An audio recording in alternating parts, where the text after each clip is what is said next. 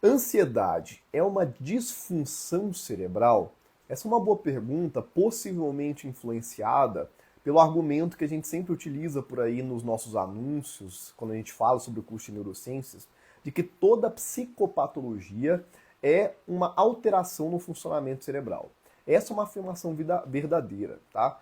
Toda patologia, todo transtorno mental é uma alteração do funcionamento cerebral. Entender isso é fundamental para compreender o porquê que a gente precisa aprender neurociências. Não existe nada que a gente possa apontar de ordem psíquica, cognitiva, comportamental, que a gente não possa atribuir de alguma forma ao funcionamento do cérebro. Como eu sempre repito, a não ser que você considere a existência de uma entidade sobrenatural que influencia nos seus comportamentos, como uma espécie de uma alma, algo nesse sentido, a não ser que você considere que a sua consciência transcende a matéria do seu organismo, você precisa considerar de que o cérebro é o hardware de toda a sua programação mental. Então é ali que está toda a sua programação e justamente por isso entender sobre o funcionamento cerebral é entender sobre transtornos, psicopatologias e muito mais. Agora, ansiedade é uma disfunção cerebral? Não.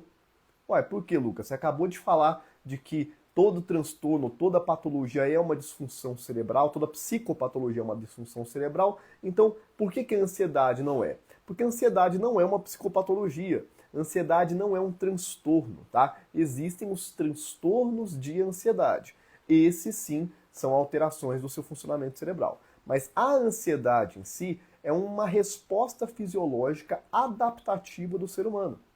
Que é uma resposta adaptativa, que ela é importante dependendo do contexto, que em certos contextos a ansiedade ela precisa existir.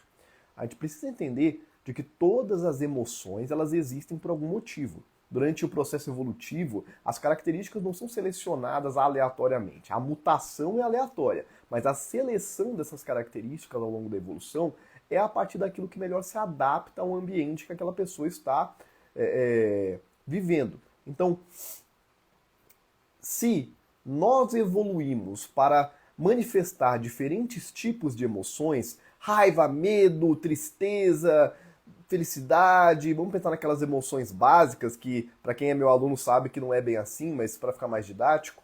Então, se nós temos essas manifestações, é porque elas são importantes dependendo do contexto. A gente precisa sentir alegria, precisa sentir tristeza, raiva, medo e muito mais.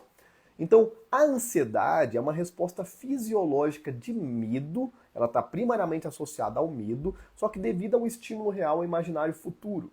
Então, se o medo tem uma importância, a ansiedade também tem. E qual que é a peculiaridade ali da adaptabilidade da ansiedade? Ou seja, por que que nós, seres humanos, sentimos ansiedade? Porque nós temos uma capacidade complexa de planejamento do futuro.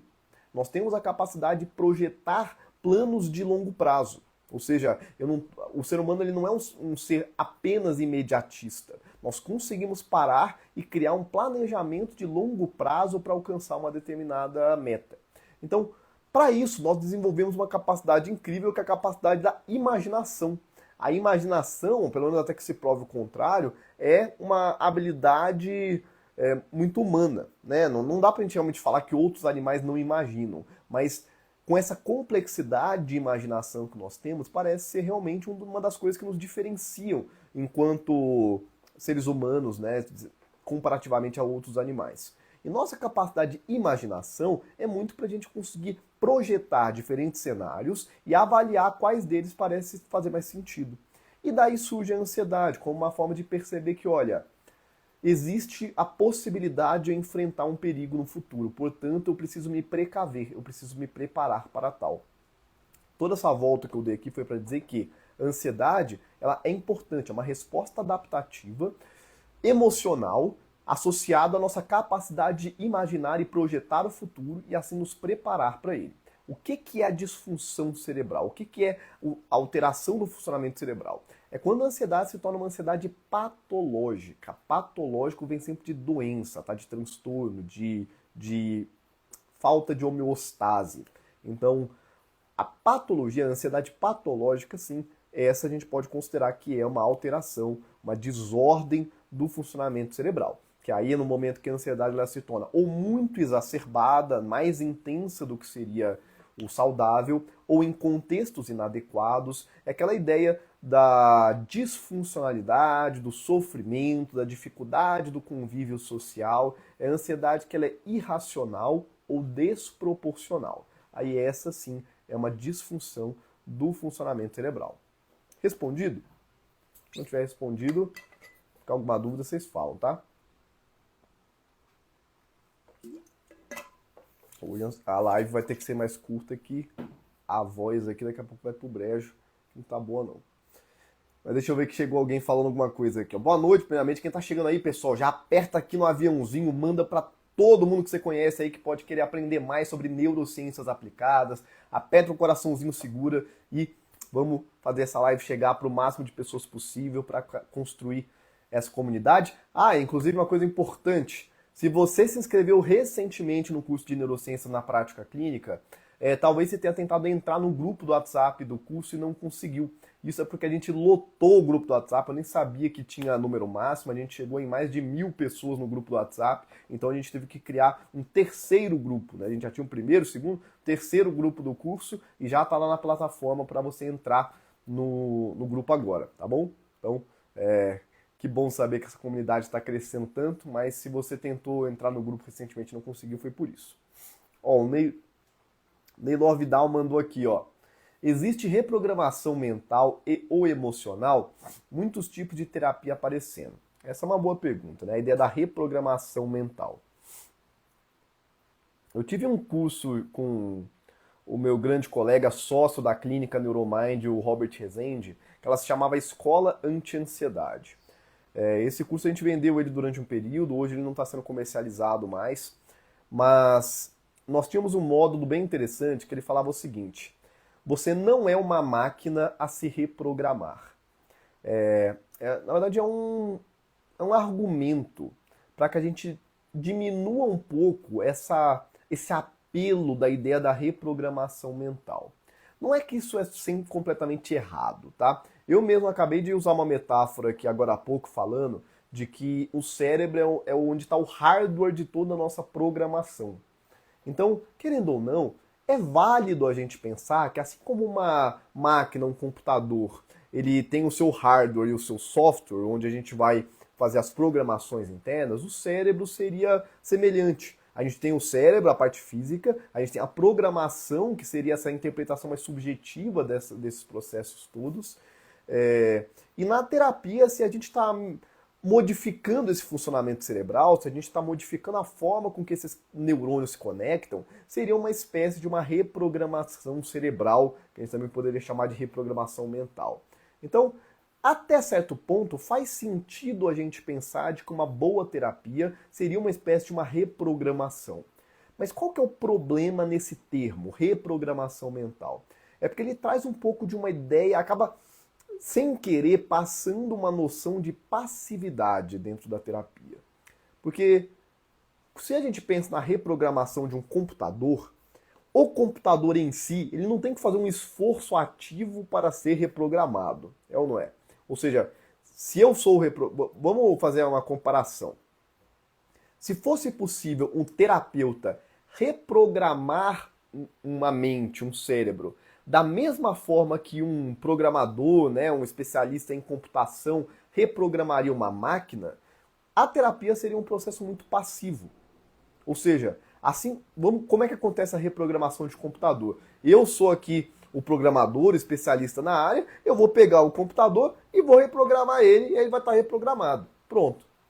O computador ele não tem uma senciência para poder fazer alguma coisa a respeito. A terapia já não é assim. A terapia não é a pessoa sentar lá no divã, eu mexer no cérebro dela e pronto, acabou, agora você tá bom.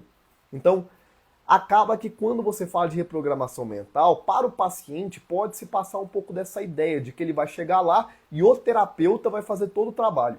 De que basta ele fechar o olho ali e quando ele abrir os olhos, o terapeuta já reprogramou toda a mente dele. Então é essa passividade que é o grande problema, né? A terapia, ela tem isso que é uma grande limitação, na verdade, né? Porque torna as coisas mais difíceis, mas A terapia, ela requer um esforço ativo do paciente, um esforço ativo da pessoa que está sendo tratada, diferente de outras áreas da saúde, né?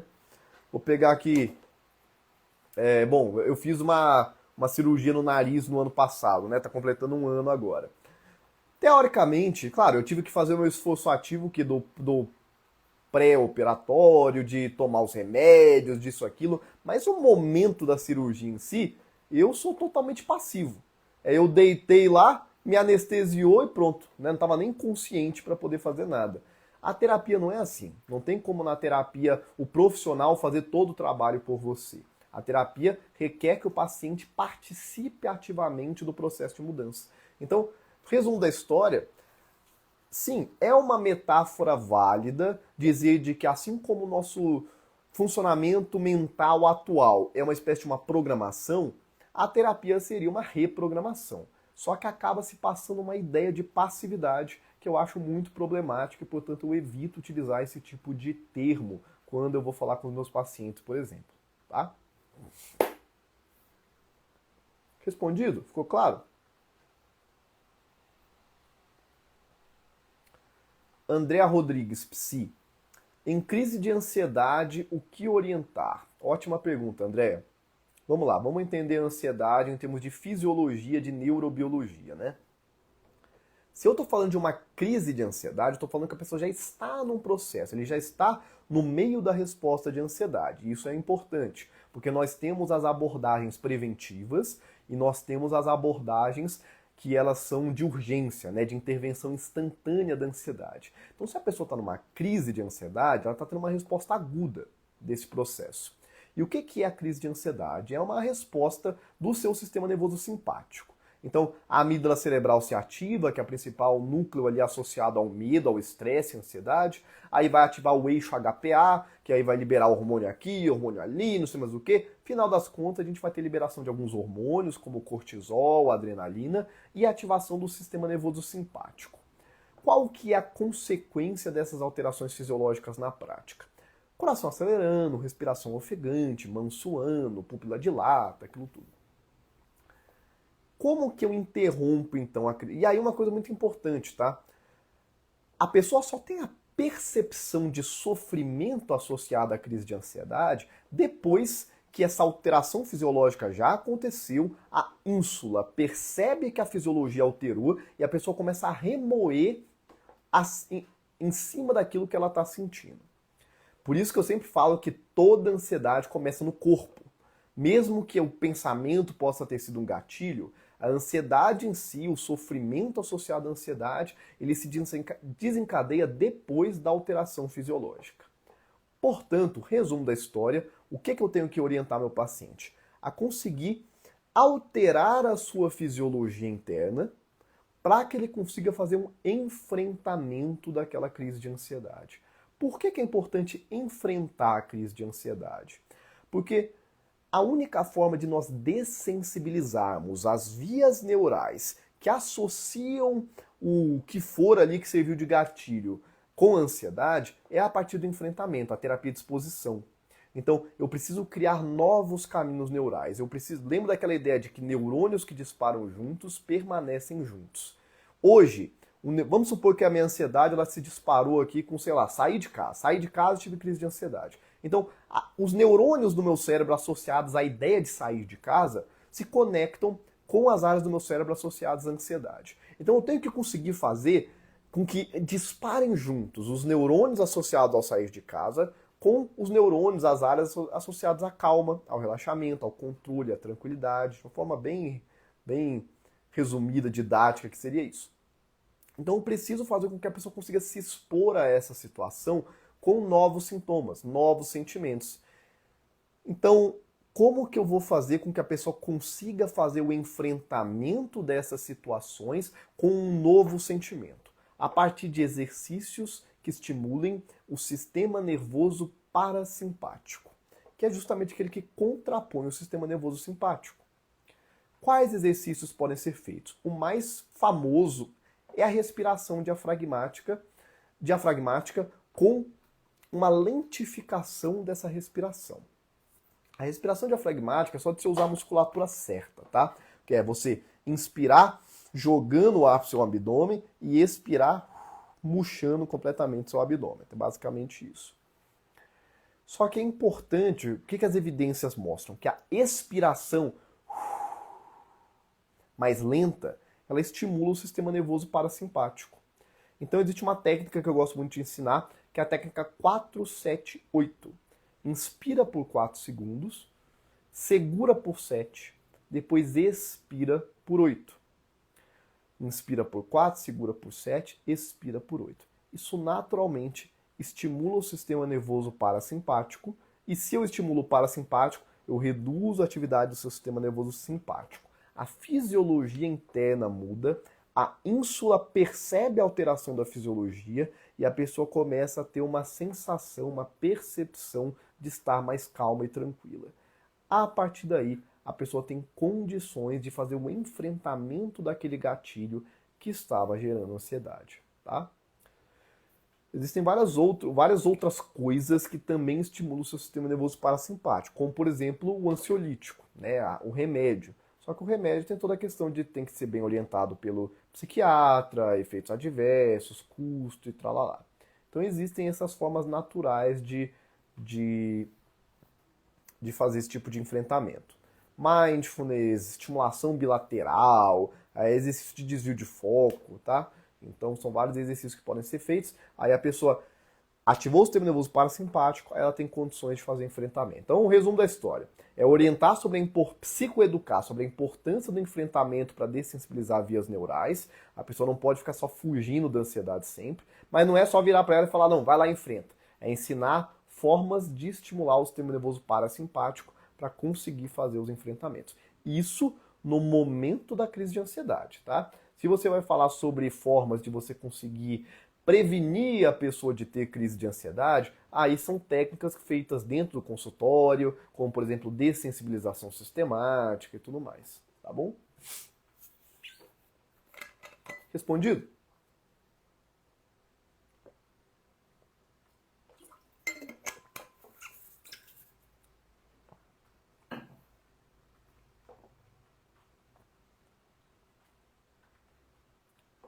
Vamos lá.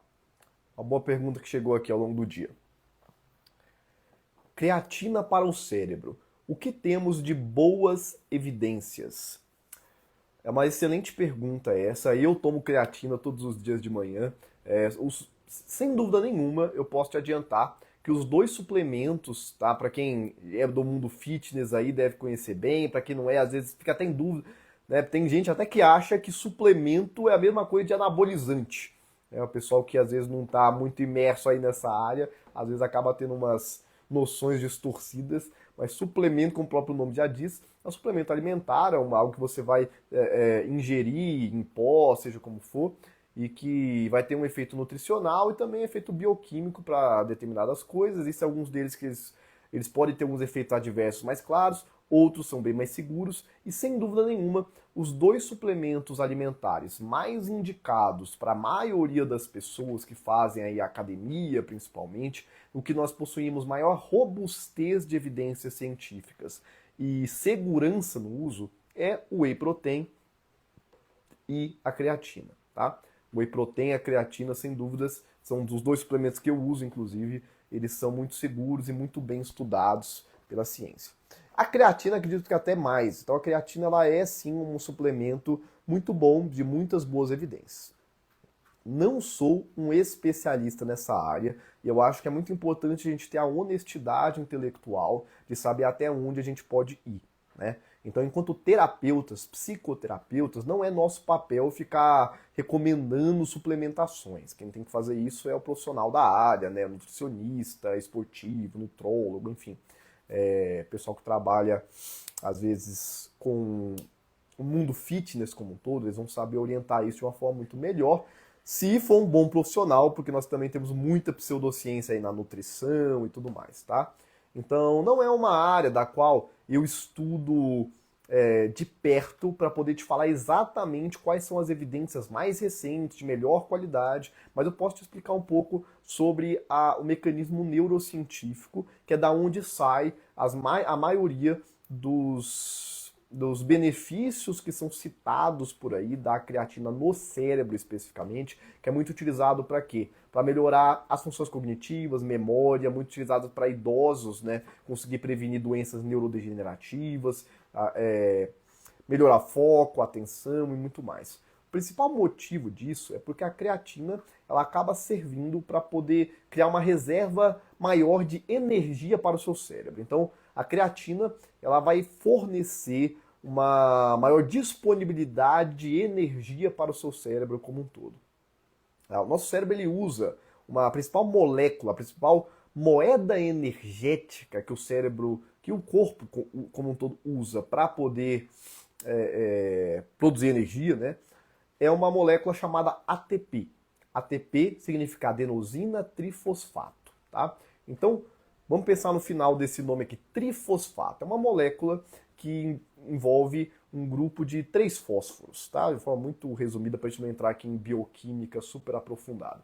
Então, ATP é uma molécula presente no seu organismo que é a principal molécula utilizada para poder produzir energia, né, reserva de energia para quando você precisar utilizá-la. Ela se chama adenosina trifosfato e ela vai envolver três grupos com fósforo, beleza? E aí o que acontece é que quando você está tendo uma atividade mais demandante, inclusive cerebral, ou seja, quando você precisa de um maior desempenho cognitivo, você vai gastar muita energia no seu cérebro. Então seu cérebro vai gastar muita energia. E aí a gente vai começando a gastar esse ATP. O que a creatina faz no seu cérebro? A creatina ela vai se ligar também a um grupo fosfato e vai criar a fosfocreatina, acredito que esse seja o nome, se eu estiver errado aqui, alguém souber me corrija, mas ela, ao se ligar ao fósforo, ela vai se tornar essa fosfocreatina e ela vai estar ali pronta para poder doar esse fósforo para a adenosina difosfato poder se converter em adenosina trifosfato, mais uma vez. Então, a adenosina difosfato, di vem de 2. Então, nós temos 2 grupos fosfato.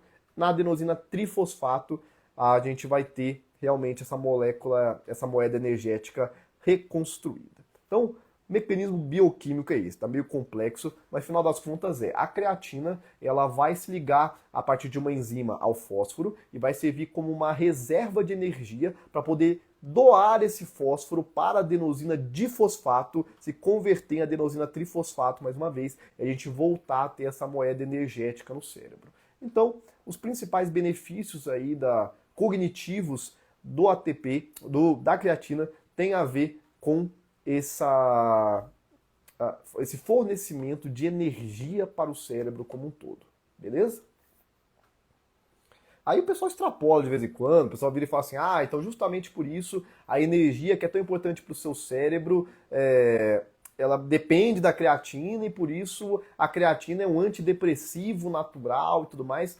É uma conclusão até lógica, mas eu desconheço de evidências clínicas que tenham realmente demonstrado que a creatina ela consegue diretamente influenciar num desfecho psicopatológico. Provavelmente alguma influência tem, tá? Mas eu acredito que isso não seja uma coisa muito bem consolidada na ciência. Então, que a creatina é um suplemento extremamente seguro e bem estudado pela ciência, principalmente para quem busca resultado em hipertrofia e tudo mais. Temos várias evidências que apontam a melhora na performance cognitiva, atenção, prevenção de doenças neurodegenerativas, prevenção de estresse oxidante, inflamações como um todo. Não sou realmente um especialista na área para te apontar quais são as evidências mais recentes, de maior qualidade, mas o mecanismo bioquímico é porque a creatina se liga a um grupo fosfato, utiliza esse fósforo para fornecer energia para o cérebro. É basicamente isso, beleza?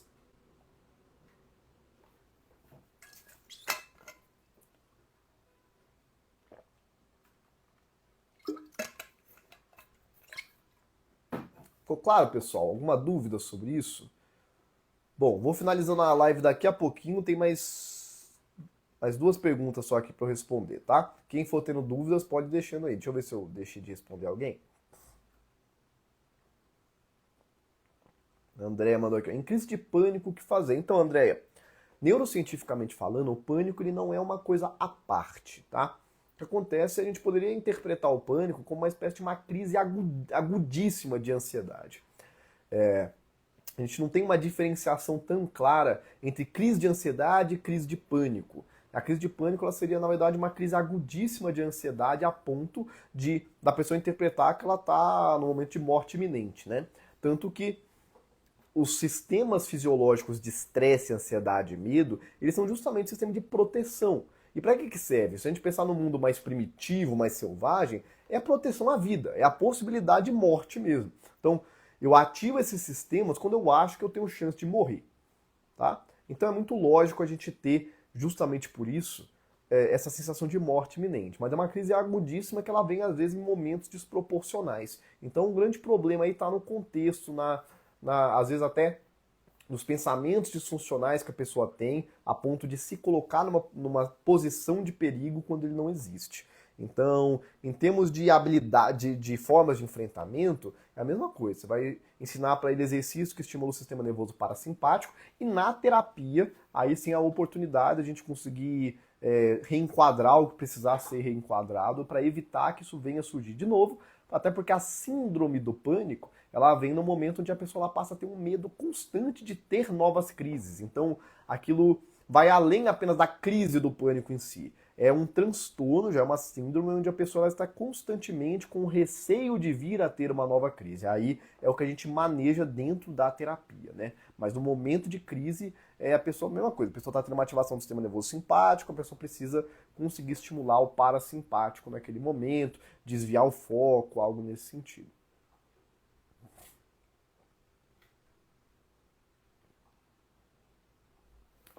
Vamos lá. Tua opinião sobre atualização de memórias? Essa é uma excelente pergunta. Qual que é o problema, pessoal? Hoje na internet como um todo, e eu falo isso com bastante propriedade porque eu acompanho esse universo aí das terapias integrativas já há muitos anos. Inclusive o surgimento de algumas abordagens terapêuticas. E um grande problema que a gente tem na internet hoje é que as pessoas querem divulgar seus métodos próprios e com isso elas começam a criar um monte de nomenclatura para poder te vender uma ideia de que algo muito diferente foi criado e assim chamar a sua atenção. Eu até entendo, até porque eu mesmo, quando eu comecei a vender curso online e tudo mais, a gente acaba tendo contato com essas estratégias de marketing, onde as pessoas elas falam muito sobre isso. Venda um método, crie um método seu. E um dos maiores motivos pelos quais eu demorei muito para começar realmente a ensinar aquilo que eu sabia fazer é pelo meu desconforto de ficar seguindo essas formulinhas para vender coisa, né? Eu sempre tive uma preocupação muito grande com a responsabilidade daquilo que era passado. Tanto que vocês veem por aí, quando eu venho no curso de neurociência na prática clínica, eu deixo bem claro, eu estou aqui para ensinar neurociência, não estou aqui para ensinar um conhecimento maluco que eu criei da minha cabeça, eu estou aqui para ensinar o que a ciência tem nos mostrado que realmente funciona. Por que eu comecei falando isso? Porque existe um monte de abordagem terapêutica surgindo por aí que nada mais é do que a mesma coisa de uma outra, mas vendido de uma forma diferente. E algo que acontece muito no universo das terapias integrativas como um todo é que pessoas façam cursos de hipnose, hipnoterapia regressiva e criem seus métodos mirabolantes a partir da hipnoterapia regressiva, às vezes adicionando uma pseudocienciazinha aqui ou ali, mas que na verdade não tem nada de especial e nem sequer foi estudado cientificamente aquilo que a pessoa fala. A gente fala tanto sobre a responsabilidade, né, de nós entregarmos para os nossos pacientes algo que tenha sido testado, validado, aí chega uma pessoa lá, cria uma coisa da cabeça dela, sai aplicando por aí, ensinando outras pessoas a fazer, sendo que a pessoa nunca nem sequer teve a preocupação de levar isso para um universo acadêmico. Então é muito complicado a gente falar sobre isso. Porque qual que é a minha opinião sobre a atualização de memórias? A minha opinião é de que isso nada mais é do que hipnoterapia regressiva com outro nome.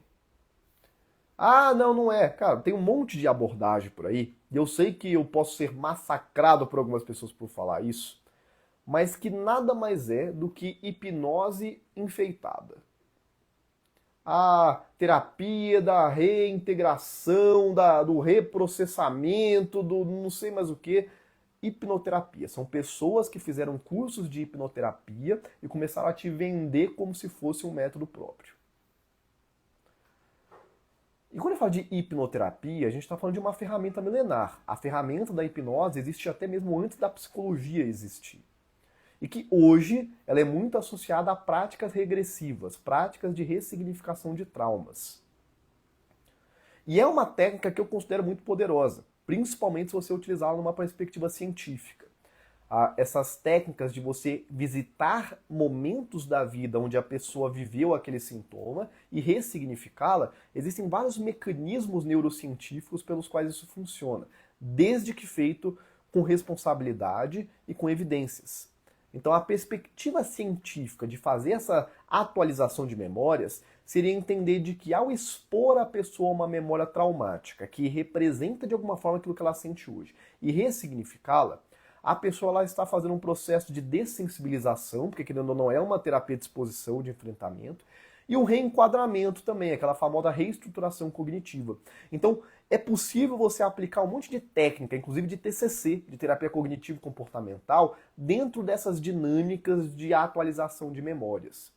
Só que esse termo, terapia de atualização de memória, terapia de reprocessamento, de reintegração, não sei mais o que, são termos que foram criados por alguém para poder parecer que é uma coisa diferente. É basicamente isso, tá? Não tem como avançar muito além disso, beleza? Então, é uma prática assim que ela pode ser muito efetiva, desde que você utilize ela com uma perspectiva que faça sentido. Eu mesmo tenho a nossa mentoria de hipnoterapia baseada em evidências, que a gente fala sobre a perspectiva científica desse tipo de prática. E acontece que muitas vezes quando a gente vai para esses universos, a gente vê muito aquela necessidade de te vender um protocolo, uma receita de bolo, e aí as perspectivas onde as pessoas te passam isso nem sempre faz sentido. Tá? Respondido, pessoal? Mais alguma pergunta? Deixa eu entrar aqui para essa última pergunta para a gente fechar. Vagas estão abertas? Acredito que esteja perguntando do curso de neurociências, né? Sim, as vagas estão abertas, tá? Esse final de ano, estamos tendo todo dia a inscrição ainda do curso, tá? Tudo a todo vapor, daqui a pouquinho mesmo vou responder aluno lá na plataforma. Então, as vagas estão abertas, são 15 dias de garantia incondicional. Se você não faz parte ainda da maior formação de neurociências na prática clínica do Brasil, corre, vai lá no link da biografia, que as vagas estão abertas e aproveita antes do valor subir, beleza? Então é isso, pessoal. Quem acompanhou a live até aqui, muito obrigado. A nossa próxima live já será em 2025. Então, muito obrigado a todo mundo que me acompanhou durante esse ano. Foi um prazer enorme estar com cada um de vocês. Eu estou muito feliz com toda a repercussão. Esse ano foi o ano que realmente as nossas formações cresceram exponencialmente. E eu fico muito feliz em saber que nós temos tantas pessoas interessadas em se atualizar com conhecimento científico de verdade. Contem comigo em 2025, tem muito projeto bom. Em janeiro mesmo a gente já abre o ano, vamos dizer assim, finalzinho de janeiro, com uma super imersão presencial em São Paulo de neurociências, né? Um evento histórico onde a gente vai durante um fim de semana inteiro falar sobre neurociências aplicadas. Se você não está sabendo desse evento, chama aqui no direct, a gente conversa, te passa as informações certinho. E é isso, pessoal. Feliz ano novo para vocês. Obrigado. É um prazer estudar com você, que bom, fico feliz em saber disso, fico muito feliz em ler os relatos de vocês, de como que o curso tem sido transformador, de como que vocês têm gostado da didática, é isso que faz a gente querer continuar sempre. Ano que vem, assim que possível, nós vamos gravar aulas novas para o curso, então o curso, assim como ele já foi várias vezes atualizado, ele vai ser atualizado mais uma vez com aulas novas, a gente quer lançar aulas sobre estimulação magnética transcraniana, sobre bipolaridade, enfim, vamos lançar várias aulas lá ainda. Então, que 2025 seja um ano de muitas alegrias, muita saúde, muito sucesso para todos nós. E eu espero vocês nesse ano que promete muito, beleza? Valeu demais, pessoal. Tamo junto. Boa noite, bom finalzinho de semana para vocês. Feliz ano novo, feliz Natal. Até a próxima. Tchau, tchau.